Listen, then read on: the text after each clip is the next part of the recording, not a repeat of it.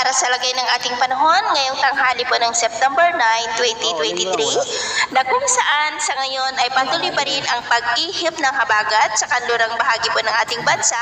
at may mga shallow circulation po na nabuo na unti-unti na naman po yan na magpapalakas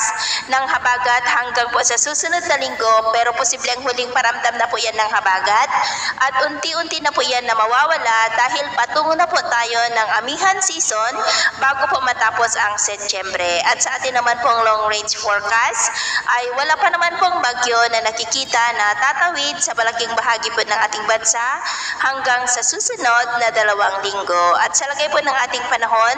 ngayong tanghali ay generally fair weather po sa malaking bahagi ng ating bansa,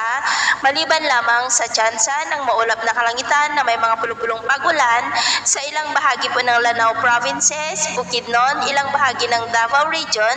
South Cotabato, Sarangani at Surigao del Norte. At sa susunod po ng mga oras ay mas mataas na ang tsansa ng maulap na kalangitan na may mga pulupulong pagulan sa malaking bahagi ng Mindanao, ilang bahagi ng Western Visayas at may mga isolated light rains rin sa ilang bahagi ng Southern Luzon, ilang bahagi ng Central Luzon, Ilocos Norte, Apayao, Abra, Kalinga, ilang bahagi ng Cagayan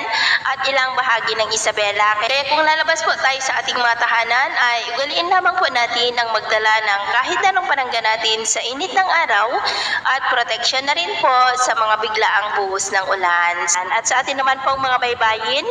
wala naman po tayong nakataas na anumang gale warning signals, pero iba yung pag-ingat lamang po kung papalaot tayo